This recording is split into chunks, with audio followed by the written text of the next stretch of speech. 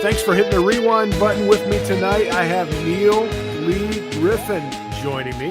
He is a composer and fellow lover of spooky season. Indeed. Neil, why is this the greatest time of the year? It's just the time where you can be anything you want. And it's like the scenery completely changes, the lights change, everything's greens and purples, and it's just like it's its own time period. The air's a little cooler, the nights are a little longer, and the TV shows get a little spookier. Indeed, they do. Or at least they did in the 90s. I'm not really sure what the TV shows are doing these days. I don't watch a lot of current TV, or if I do, it's all something on a streaming service. So it's usually episodic and not, or with the overarching story and not like the self-contained kind of fun episodes that used to be all the rage in the 90s and in the 80s. Right. It was a fun time. It was a fun time because you never really knew what was going to happen. Because they could go completely off book and do something crazy, like the vein of the Treehouse of Horrors. With new tricks, new treats, and new tales of horror. There's a bug that looks like Dad. The Simpsons Scare-a-thon. It's Johnny! Some of my favorite shows of all time. I think one of these days we'll have to do a deep dive into the Treehouse of Horror series and pick some of our favorite, I'm going to call them vignettes because I can't think of the word for the little individual episodes within the episode. Yeah, I'm not sure what you're trying to say. Where's my thesaurus when I need it? Anyway. Yeah, I feel like today's shows, and again, I don't watch a lot of, I cut my cable years ago. So now if I pretty much watch something, it's either on YouTube or it's streaming. And I feel like I miss out on those little coming up teases that they used to play. Even if it was just a voiceover in the credits saying, Thursday night, Charlie Brown is going to go back into the pumpkin patch, or, Right. So, who's up for a little trick-or-treating? It's gonna be fun. Let the spirits move you with Slimer and the Real Ghostbusters Halloween Special, Sunday, October 29th. It built the anticipation. Yeah, and then there were I think some of those little stinger promos for the Halloween shows were a lot more fun than some of the shows in some cases, but they hooked me every time where I was like, all right, Halloween fun's approaching. I have to watch. Indeed. And we talked about The Simpsons. Is there any other series that when October rolled around, you had to tune into to see if there was going to be something spooky to watch? No, it was, for me growing up, I would look forward to it, but I wouldn't seek it out. It was like, it would find me. If that makes any kind of sense. Sounds ominous. Yeah, if that makes any kind of sense. It would just, I would be at the mercy of TV Guide, Oh, yeah. Back when that was a thing. Yeah, my parents got the local newspaper, and there was a little localized publication called the TV Spotlight, and I would plan out my week of watching when that thing would come in and be like, oh, all right. This is coming on Friday night and it's a horror movie I can't miss. How are they going to show that on television? And it's another thing. Do they even still publish TV Guide? Is that still a thing? Not sure. I haven't thought about it until I just said it. I haven't seen it on like the end caps of the checkout counter at the grocery store where the tabloid magazines and the TV Guides used to be in a couple of years. It still seems to be just kind of like the Good Housekeeping and recipe books and Right. things like that. Not the TV Guide where it used to be. So I don't even know if that's still around. Not sure. We'll have to do some digging. Indeed. Grave digging. We had a little research project. We were going to go back and watch some Halloween themed episodes to talk about. And I think you and I both agreed we're having trouble coming up with a list that we actually want to talk about. We went back and we watched several shows, and the memory of watching them and enjoying that kind of spooky Halloween trick-or-treating vibe was a lot more fun to think about than actually watching the shows in some cases. Was that the same experience you had? It was. I picked out two of my top, and then the others I watched were just kind of like, maybe should have left this one in the past. What are some of the stinkers that you watched in anticipation of this discussion? Oh, there was one. It was one of the later Home Improvement Halloween episodes. I forget the title, but one of the kids is gonna throw a Halloween party while Tim and Jill are out at an award ceremony, and there's hardly any costumes, like there's hardly any of that spooky fun. It's just him throwing a Halloween party, and nobody's in costumes or anything, and trying not to get caught.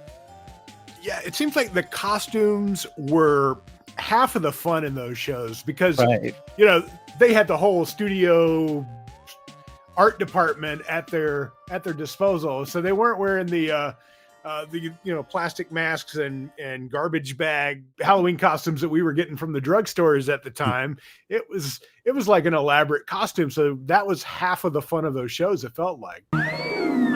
Toys R Us has the Big Bird Halloween costume and the Yoda Halloween costume for trick-or-treating.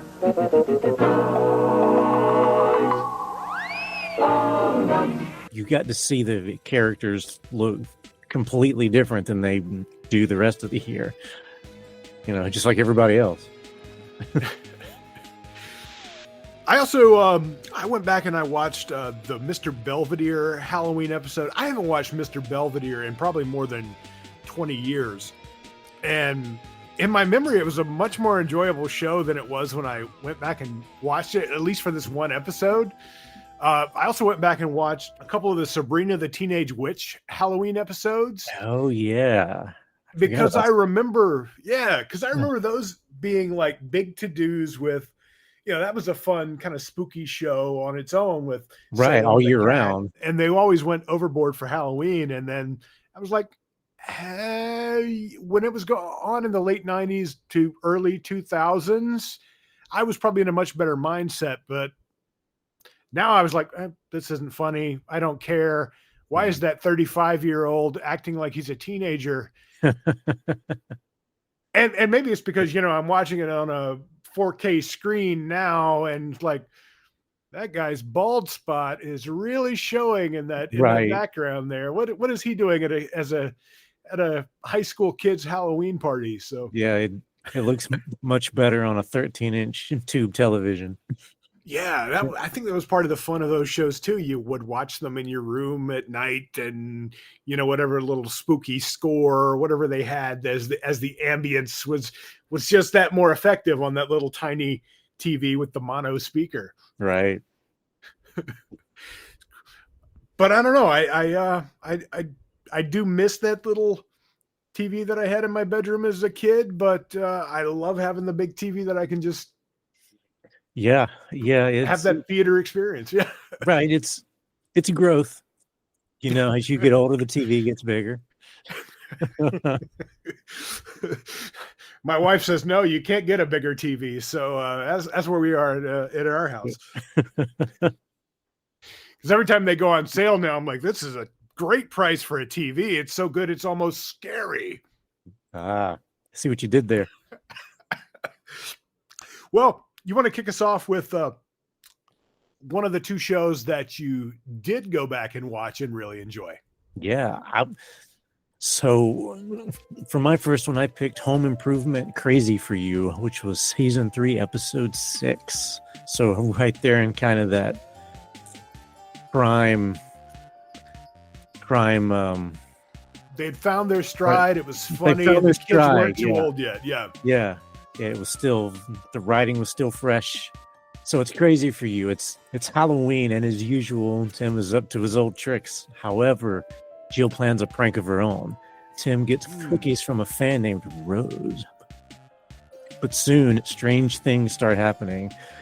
She keeps calling him, and Wilson thinks she's obsessed with him. Tim tries to hide it, but it's no use. And one of my favorite things in this was the costumes and the makeup. 'Cause later, when you get into their actual Halloween party, Tim's got on this zombie makeup, but it's like, wow, like that's top notch. Is this the episode where Jill is dressed up as the witch at the Halloween party, or does she come in as Rose and reveal that she's there? There are a couple of them that are replaying in my mind. I can't remember which one this is in the pantheon of things. Right. I believe Jill was a witch. Mm-hmm. Okay, then we're thinking about the same episode. Yeah, because the big reveal is Rose is Al. Trick or treat!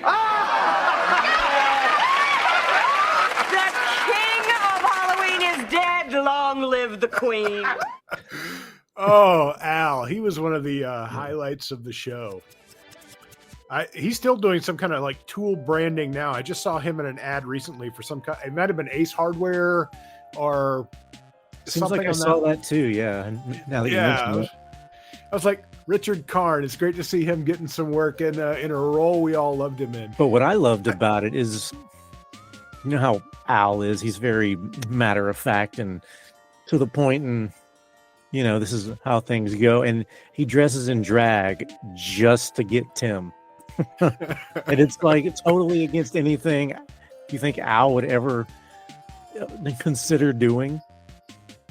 And he did it just for fun. There was no social commentary or anything. It was just something he did to have fun and get at his friends. So right, and a couple or one of the quotes I loved in it, how they're all going back and forth, and like almost every other line in Home Improvement is a joke.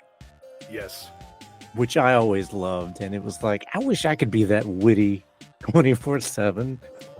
But so Tim gets a box of chocolates, and he's reading the note, and it's Rose is saying how she dreams about him every night, and Tim's talking to Al. Did you hear that, Al? She dreams about me every night. And Al goes, sounds like she has a sleeping disorder. Oh, I do miss those jokes. And for me, I think with the home improvement shows and even some of the Roseannes, I was not a Roseanne fan, but I did watch some of the Halloween ones just for like the set design with their parties were insane. Like I wish I could make my house look like that for a Halloween party. Exactly. I always envied those house Halloween parties. It seems like a lot of the shows, you know, they just had something very simple. You know, there was a jack-o'-lantern on the front porch in the establishing shot, and inside there was maybe a little spider web on the wall or those cutout pumpkins. But Home Improvement in particular went all out with the Halloween party set design. Especially in this episode. Is this the one I'm remembering? Like there was like fog and mist and theatrical lighting in like the kitchen or around the kitchen counter. I get this one and the one where they do the basement up and it's all foggy down there and Al's head is on a platter. Yes, that's the one I'm thinking about. That's the one I'm thinking about. Ryder Strong is actually a guest star in that one, who played Sean in Boy Meets World. Oh, yeah. He's kind of the bully type who gets scared in the basement by Al's head. I'm sorry, Tim. I didn't mean to frighten you, but a lady asked me to give this to you. It's a rose. That was my first reaction. I miss like the fun of those shows. That's another one that I can watch in small doses and still enjoy. But I couldn't sit there and watch the whole season today. But in small doses, I'm like, this was really good for its time. Yeah. Another show that I am still able to watch and enjoy in limited settings. Again, I can't watch the whole season. Alf, Alien Life Form. Do you remember Alf from the I do. late 80s. Never really understood that one that much. Didn't understand it? What's to understand? An alien crash lands and somehow this family adopts him and is hiding him, and then he gets caught in the final episode by the Men in Black-ish. Life was pretty dull around here till Alf dropped in. He's weird. He's wild. And he's always hungry. How long do you preheat these for a cat? Your family is invited to let Alf drop in 5 days a week. Why don't I come over and we'll hit the hot tub together? Don't miss the fun on Alf. Alf, weeknights at 5 on Fox 29. The episode I wanted to talk about is the 6th episode of the 2nd season, aired originally on October 26, 1987. The title, Some Enchanted Evening. Hey, you look good in vinyl. How you doing? Nice to meet you. Hey, happy Halloween, everybody. Happy Halloween! Say, what are you doing here? Greeting the guests. Alf is learning about Halloween, and the family is planning this Halloween party at their home, and Alf's banished to the garage, but of course he shows up, and not only does he show up, he shows up in costume, and he has also invited Willie, who's the dad of the family, the patriarch, if you will, his boss from work, who this whole episode they've been having the family has been talking about his dislike of the man, and things aren't going well at work for Willie. And so Alf has taken it upon himself to invite the boss and the boss's wife over to this party so that Willie can brown nose a little and get things back on the right track, which of course Willie wants nothing to do with. Okay, mister, I want the truth, and I want it now. All right. Your hair is thinning. You got hold of our guest list, didn't you? You called those people and told them to wear costumes just so you could come. You dragged me in here to tell me things I already know? On top of that, you invited the Burks. Again, old news. Just tell me why. Because I really want you to get that promotion. Now get out there and start kissing up. Alf, it turns out, is the life of the party. Everybody's loving this. He's doing the limbo, and he also challenged the boss. How low can he go? And of course, the boss's back goes out, and that brings the party to a roaring halt. And while the boss is like stuck, his back is all locked up, and he's just like stuck on the family couch, Alf forces a conversation between the two men, and it turns out it's just a miscommunication that has led to all the friction between them. Who would have thought? All right, Tanner, you've got your promotion. I never felt otherwise. Oh, good. Would you give me some more ice? Yes, sir. And this time, could you put it in a glass with a little scotch? I'll have to go back and watch that one. Yeah, things got worked out, and Alf is another one of those shows where I miss like the aesthetic of like 80s and early 90s sitcoms and shows and even horror movies, where the houses and the set decoration in the houses, aside from some of the Halloween episodes, looked like it could be your house or your grandma's house or, your cousin's house, your neighbor's house. It looked familiar. It wasn't like this aspirational mansion setting that a lot of the newer stuff is set in, where I'm watching this character pretend to cook in a kitchen that costs more than my whole house. And I'm like, how do you afford this? Right. Yeah, it was sets that could be your house or somebody you knew. You're right. Yeah. It's familiar. And they all had the sodium light bulbs in there. I'm sure there were halogen bulbs on set, but that warm white light. It wasn't the which I do love the LED stuff that we get today and the cool stuff they can do with it, but it just had that certain warm look to it that nowadays it's all, if they're trying to go for that look, it's a teal and gold color grade, it seems, and I just kind of miss that raw look that we got at that time period. Yeah, it's more real. Mm-hmm. You know, everything back then was kind of more real and less hyped up and heightened and, you know, with a sheen on it of some sort. Oh, no CGI either. Alf was a puppet, and then if it was a full shot of him walking around, it was a little person in a suit. I think that helped with the illusion. I can still watch Alf to this day and lose myself and convince myself that, well, not convince myself, but have that, you know, illusion of disbelief, right? That, okay, what I'm watching is real, or at least it is while I'm watching it, and I can laugh at it and enjoy it. Mm-hmm. That was our first picks. What was your second choice? I'm talking about 90s sitcoms. I had to go with Boy Meets World. Next, get ready to scream with Jennifer Love Hewitt, Will Friedle's real-life girlfriend. I'm not the killer. I believe you. Another all-new killer, Boy Meets World, next. That was one that I had seen the majority of the episodes along with like Home Improvement.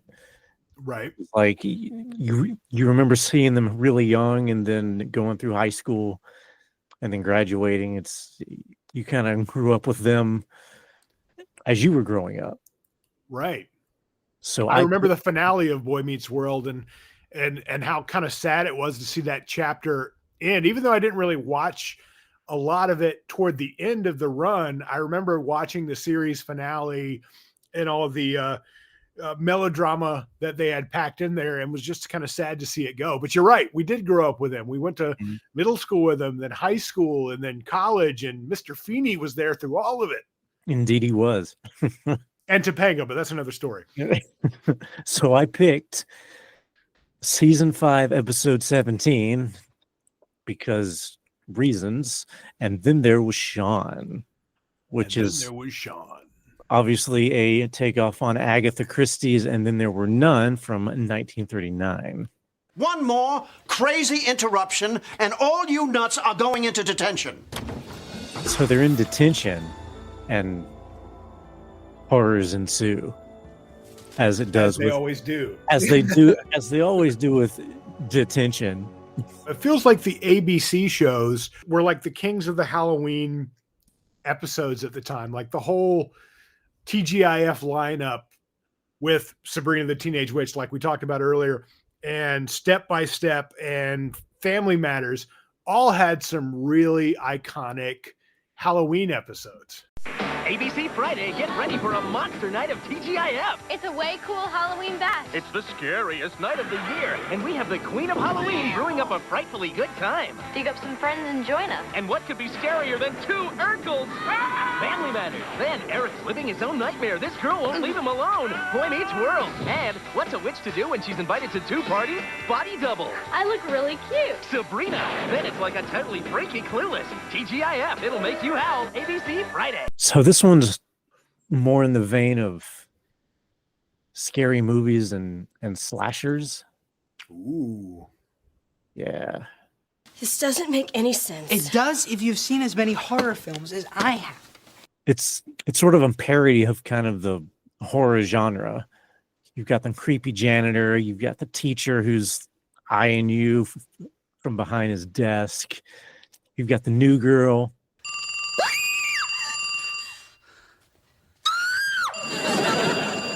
Yes, girl, I am the screamer around here. Which was played by Jennifer Love Hewitt, and in the show she was Jennifer Love Pfefferman. And interesting. Eric was like, "Can I call you Pfeffy?" And she's like, "Everybody does." One by one, people are getting picked off, and the gang is trying to find out who the killer is. I remember this episode now that you're describing it. Yes, this was a fun one. Indeed it was. This is getting scary. What is going on? I don't know, but I like it. So it starts out, there's a message on the board that says, no one gets out alive. No one gets out alive. Does anyone? Yes. But the first death is Kenny, who gets stabbed through the head with a pencil, and then he slides down the wall, and Corey goes over. We will always remember he was this tall. Of course, right after Eric exclaims in a South Park manner, "Oh my gosh, they killed Kenny." Oh my gosh! They killed Kenny! Some of my favorite quotes at the beginning when Feeney is all talking to the class and trying to get them to pay attention. He says, "This class will not be more interested in the romantic goings-on of its students than it is in whatever the hell I'm teaching." Oh, Mr. Feeney. He had some great one-liners, and then he had some great moments of just where you believed he cared. Right.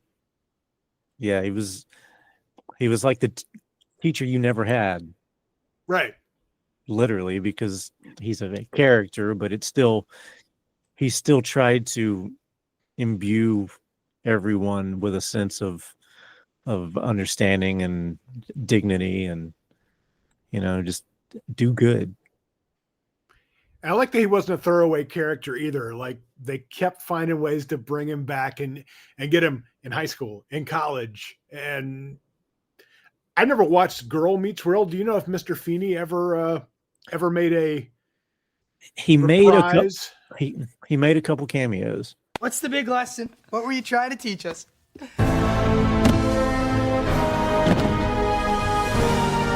my gosh! They killed Feeney! So how does this murder mystery play out? They're running throughout the school, and there's a hooded figure like running just behind them every time they turn. And they're all trying to figure it out. And then like he's calling them on the phone. And he's like, "Oh, it was just the killer. He wants us to wait right here." I remember watching this now that you're talking about it. All right, it's on my to-do list. When we finish this call, I'm gonna go watch this episode because you should. It sounds too fun not to get an in-person reminder of. And then they're like, "Oh, great, the phone. We can call for help." And Eric rips the receiver off of the payphone. It's like, "And when the killer gets here, we can hit him with this." Eric. Yeah. And there was a jingle in it that I really loved. That it's when they're trying to figure things out in the hallway, the lights start to flicker, and there's a jingle that comes on over the intercom that always stuck with me, and it's something to the effect of, "Welcome to John Adams High, where you're gonna die." Welcome to John Adams High, where you are gonna die. That's right. So they're running through the school and just missing the hooded figure, and we come to find out that the hooded figure is just trying to get Corey and Topanga back together. Mm-hmm. And Sean pulls the mask off, and it is Sean.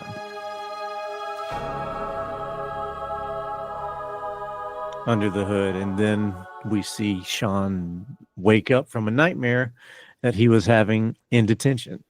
And it's him just feeling guilty that maybe he's the reason why they're not together. Good stuff. One of my favorites. Well, my next pick of the night was from TGIF a little earlier on. This one's from 1992, Dinosaurs. Do you remember the Jim Henson Disney collaboration with the actors in the animatronic suits? Mm-hmm. I'm the baby, gotta love me. Yes. Honey, I'm home. So this was episode 306, aired on October 30th, 1992.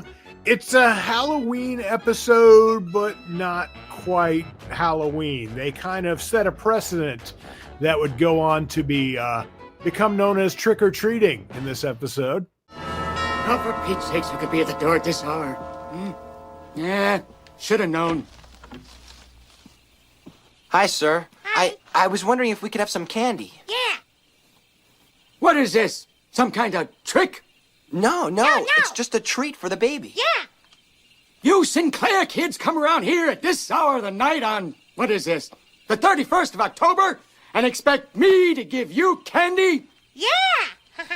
In the episode, Robbie is babysitting the baby, as you said, to get out of having to go to, I think his sister Charlene either has a play or a recital or something going on at school that she's going to be performing in. And he's like, yeah, I'd rather die than go see to sit in the crowd and watch my sister perform. Yeah, we've all been there for some way, reason or another in our life, and some family member. I don't know why that's so funny. So he is watching the baby, and the mom has instructed him, given him clear instructions to not let him have cookies before dinner. And of course, this mischievous little child dinosaur immediately eats cookies as soon as they're alone. And when Robbie scolds him, the baby pulls a little prank on his older brother and pretends to have choked and have, passed out. And then once, Robbie begins freaking out and calling 911, I believe, maybe not, because I don't know if 911 was a thing then. Hello, emergency? Yeah, I want to report a dead baby dinosaur. What happened? Well, he pretended to choke on a cookie, and when his big brother found out he was faking, he beat the living tar out of him. After this, Robbie gets ticked when he realizes he's been had, and is like, you're going to bed. And the baby's like, no, I don't want to go to bed. You got to tell me a story. So Robbie's like, okay, I can tell you a story, a scary story. So it's a little Wolfman-esque story where Robbie is walking a date home, and the couple is approached by a rabid wereman. A wereman? A rabid caveman. And the rabid caveman bites Robbie. Uh-oh. And then, when the next full moon came around, Robbie turned into a wereman. Wereman. And it just so happens in this story that Earl and Charlene, that's the father and the sister, are home, and they find him, attack him, run him out of the house, and Robbie ends up going to see the oldest dinosaur in the land, who in this story is played by the grandmother, and she tells him the only way to get out of the spell is to beat himself senselessly with a club of silver. The stores are all out of silver clubs, so Robbie hits himself over the head with a spoon. It doesn't work. So he ends up going back to the old lady in the woods, and she tells him there's only one way he can break this curse now. He has to eat the toes off of a bad baby dinosaur. Oh. Uh-oh. Then Robbie reveals this conversation happened just 2 hours ago, and a full moon is on the rise. So Robbie kind of ducks down under the baby's high chair, and when he pops back up, he's a wereman, giving the little baby a fright. And then, of course, he has to reveal that it was all a sham on his end, too. The baby leaps up and grabs onto a stalactite from the ceiling and is refusing to come down unless Robbie gives him another cookie. However, due to that earlier snack, there are no cookies left in the jar. So to get him down, they go door to door, in the neighborhood asking for cookies and candy. There you go. The first trick-or-treating adventure. Nice. I need to watch that one. It was fun. The atmosphere was horror movie. They didn't have anything like jack-o'-lanterns or anything like that in the set decor. But the Wereman, based on the Wolfman, was some fun makeup. And it was just a fun show. Dinosaurs is another one that I dip back into that well every so often for an episode or two just to have some laughs. Yeah, and those costumes on that show were incredible. Just the feat of puppeteering. Yeah, I think they grew out of what they had done for Teenage Mutant Ninja Turtles. Oh. Like the eyes and the movement and the mouth and stuff in the helmets are this kind of same technology they developed for the first two movies. So it makes sense that they had perfected it even more by the time I think this show came on in 1992. Maybe it was 91. Early 90s. Early 90s, whenever it came out. Get lost!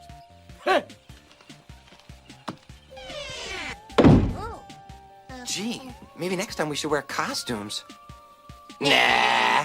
So we dove back into 4 Halloween episodes that we had some fun watching this Halloween season. Of the 2 you picked, Boy Meets World is definitely going to be one.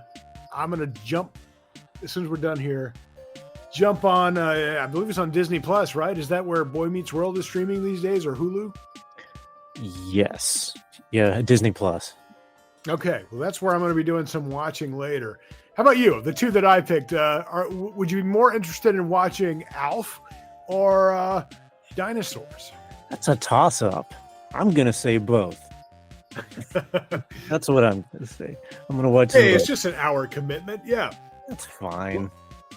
Well, what are you doing for spooky season, Neil? You're a film composer for various horror movies around the internet and several on Tubi. You got any fun new projects coming out this spooky season? Not really the spooky season, but I am working on them currently, so they'll be out much later. The spookiest one is called Paranormal Investigations. And that's kind of like, from what you've told me before, it's kind of like Grave Encounters. Give us a little synopsis. What's the one-pager look like on that movie? It is if you can reveal the details.